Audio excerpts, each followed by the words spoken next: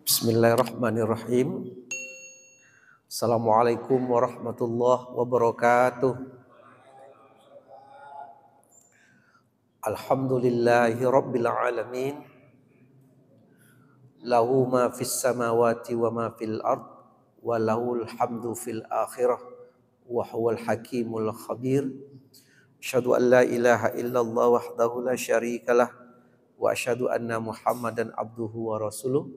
Allahumma salli ala Muhammadin wa ala alihi wa sahbihi ajma'in, amma ba'du.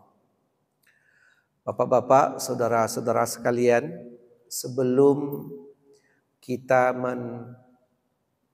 mendirikan sholat zuhur berjamaah, menunggu iqamah untuk zuhur berjamaah, oleh pengurus masjid ada program tausiah sebelum sholat. Waktunya sekitar 10-15 menit. Bapak Ibu sekalian, para jemaah as-shaimina was-shaimat yang sedang melaksanakan ibadah puasa, dalam problem di masyarakat kita ada beberapa perkara-perkara yang terkadang menjadi pertanyaan. Menjadi pertanyaan di dalam masyarakat terkait dengan pelaksanaan ibadah puasa Ramadan. Seperti, Ustadz, apa hukumnya kalau siang Ramadan kami memakai inhaler yang kemudian untuk melapangkan pernapasan. Ustadz, apa hukum kalau siang Ramadan kami melakukan suntik KB? Ya, suntik KB. Ustadz, apa hukum kalau kami siang Ramadan melakukan vaksin? Vaksin. Ustadz, apa hukum kalau siang Ramadan kami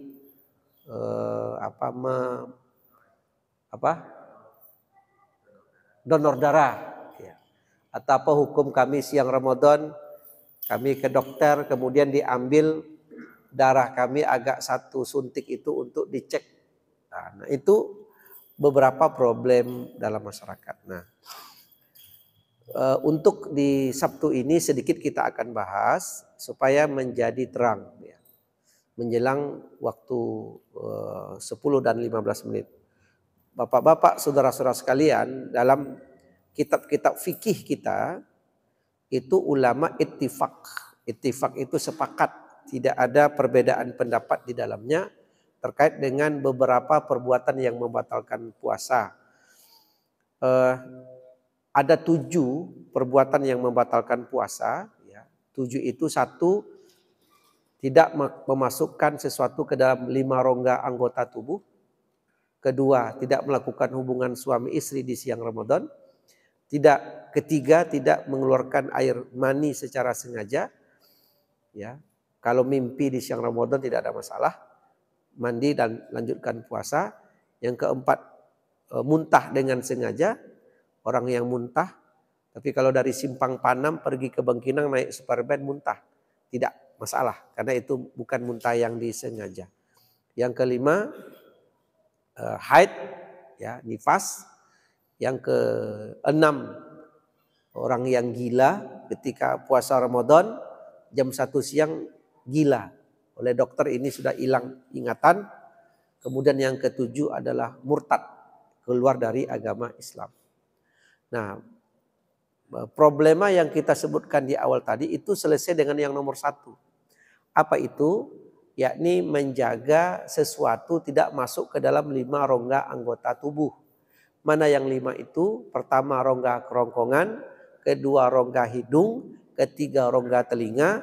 4, rongga kemaluan bagian depan. Yang 5, rongga bagian belakang. Nah, tidak memasukkan ke dalam 5 rongga ini.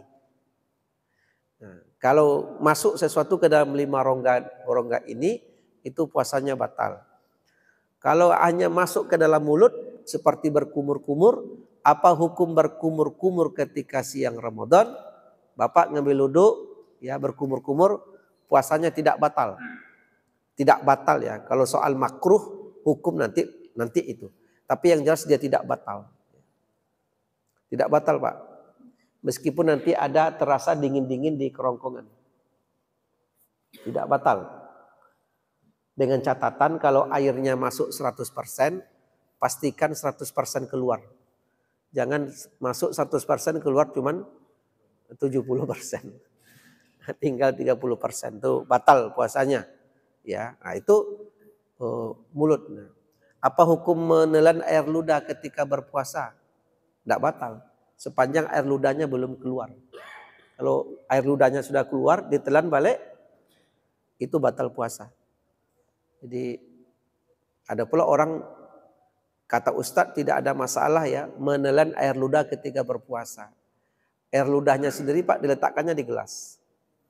Udah sampai setengah gelas masuk kulkas, dingin diminumnya balik. Kan ludah sendiri Ustadz. Ya batal. Kenapa? Barangnya udah keluar.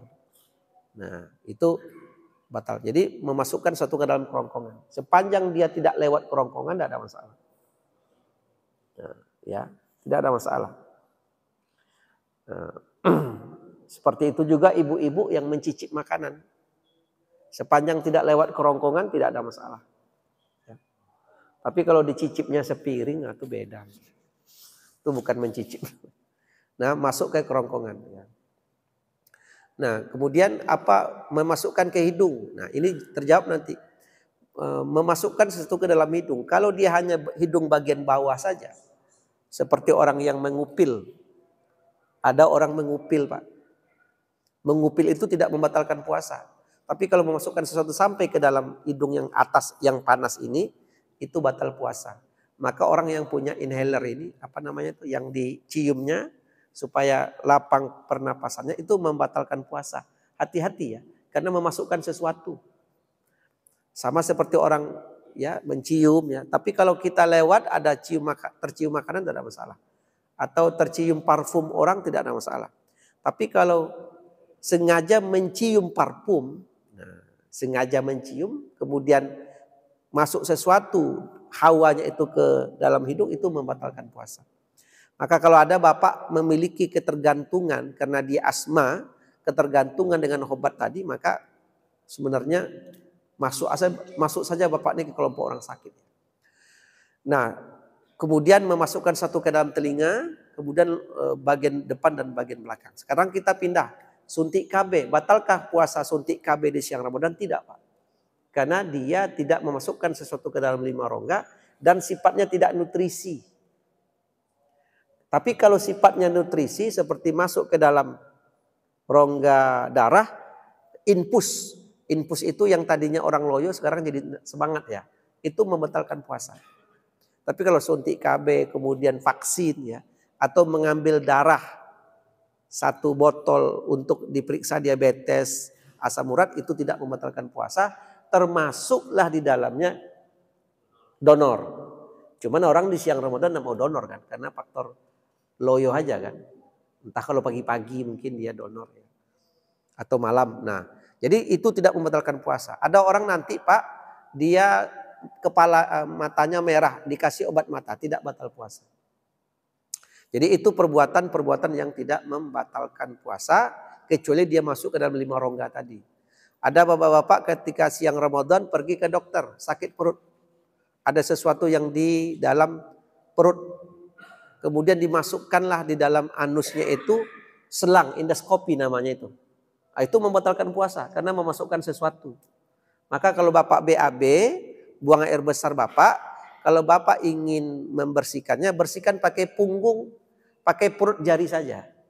Jangan kemudian dijenguk pakai kelingking ke dalam, pakai jari. Kalau bapak masukkan jari ke dalam, itu memasukkan rongga kelima yang tadi, salah satunya ke bagian belakang kita. Batal puasa bapak. Yang mengetahui bapak itu batal puasa atau tidak, hanya bapak dengan Allah. Orang lain tak akan tahu. Tak mungkin ada Satpol PP tegak di samping WC, batal. Nggak mungkin, karena orang tak tahu kan. Hanya kita dengan Allah Subhanahu wa Ta'ala. Nah, itulah yang dijaga, memasukkan sesuatu ke dalam rongga kerongkongan, hidung, telinga, bagian depan dan bagian belakang. Nah, berkumur-kumur tadi itu tidak membatalkan puasa, walaupun terasa dingin. Tapi hati-hati.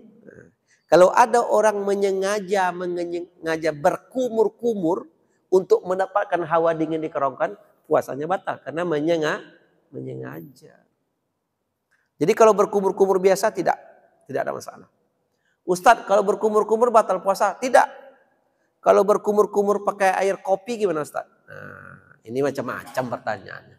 Masa kumur-kumur pakai kopi? Ya itu enggak itu. Berkumur-kumur pakai teh telur Ustadz? Nah. Itu tidak. Puasanya batal karena bukan ditujuan untuk itu. Atau orang yang tidak sengaja menelan. Tidak sengaja menelan. Umpamanya ngambil uduk tadi di kamar mandi, di tempat uduk berkumur-kumur. Waktu berkumur-kumur kan agak jongkok sedikit. Agak rukuk jadi sedikit, agak menunduk lah. Berkumur-kumur. Nah, bapak-bapak ini kan ada juga yang suka bergurau. Kalau bapak-bapak ini ketemu sama-sama umur, itu bergurau dia. Konco, apa kabar katanya? Dicoleklah pinggang kawan yang sedang berkumur-kumur nih. Rupanya kawan ini penggeli. Langsung tertegak berdiri dia. Apa katanya? Begitu menyebut apa, air di mulut sudah hilang, ke dalam hilangnya Pak. Batal tidak puasanya? Tidak batal karena tidak sengaja. Tapi kalau diskenariokan, Abeko ambo ngambil uduk berkumur-kumur, tolong dicolek ya. Itu ya. Dilakukan dicolek berdiri hilang. Itu batal karena menyengaja. Itulah 5 rongga. Jadi pertanyaan kita KB, suntik, kemudian ambil hanya darah itu tidak masalah. Tapi kalau sudah infus salah. Maka ada pertanyaan ibu-ibu yang suka pakai inhaler yang kalau itu diisap napasnya lega. Hati-hati ya. Karena itu memasukkan sesuatu ke dalam 5 rongga anggota tubuh. Saya ketergantungan Ustadz. Kalau begitu berarti ibu ini masuk dalam kelompok orang yang sakit. Paman kana minkum maridun aw ala safar. Sakit. Kalau sakit ada hukumnya. Oh, ada keringanan. Agama ini mudah sekali. Ada keringanan. Ya. Ringannya apa? Dia boleh tidak berpuasa dan diganti di hari yang lain kalau memang dia sudah sembuh dari asmanya tadi. Ya. Nah itu perkara-perkara yang mesti kita jaga ketika berpuasa, yakni menjaga 5 rongga anggota tubuh. Karena itu 7. Jadi ada 1 menjaga 5 rongga anggota tubuh. Demikianlah Bapak Ibu sekalian terkait dengan bagaimana beberapa hukum-hukum yang memang bisa kita pahami. Nanti kan menggunakan hidung ya. Nah, ada orang komplain, Ustadz kenapa merokok itu membatalkan puasa? Kan yang masukkan bukan makanan tapi asap. Nah kuncinya kan tadi tidak memasukkan sesuatu ke dalam rongga kerongkongan. Sesuatu, asap itu sesuatu Pak. Ada orang kalau merokok isap batahan tuh lama pula. Kalau awak di sampingnya napas awak pula yang sesak nunggu dia mengeluarkannya. Udah beberapa baru keluar. Itu membatalkan puasa karena memasukkan sesuatu ke dalam rongga kerongkongan. Jadi itu karena asap itu disebut dengan sesuatu. Inilah bapak-bapak, ibu-ibu sekalian beberapa hal yang dapat kita sampaikan supaya kokoh puasa kita ini dan kita bisa menengok mana sesuatu yang boleh, mana yang tidak boleh, mana yang tidak boleh kita jauhi, mana yang boleh tentu itu merupakan rahmat dan nikmat dari Allah Subhanahu wa taala. Inilah Bapak dan soal mencium tadi ya, ini menjadi masalah nih biasanya karena orang presker ya Pak.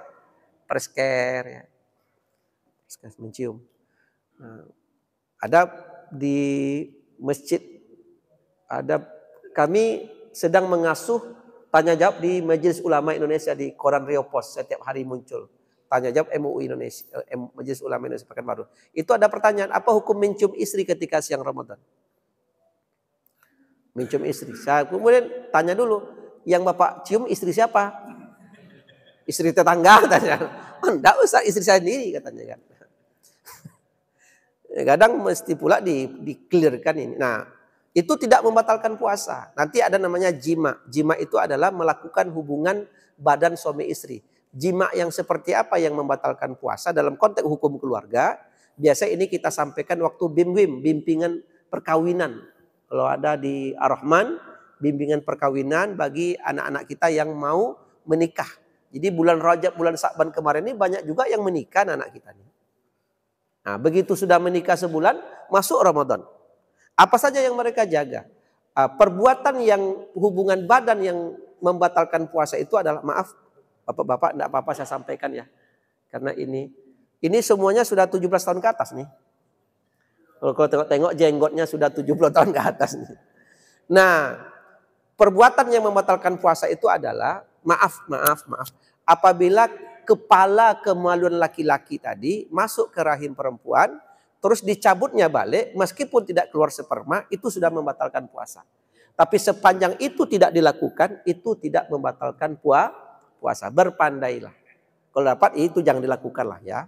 Karena an-nazarah bisyahwat, memandang perempuan dengan syahwat, termasuk nanti istri sendiri, itu betul tidak membatalkan puasa, tapi dia menghilangkan pahala.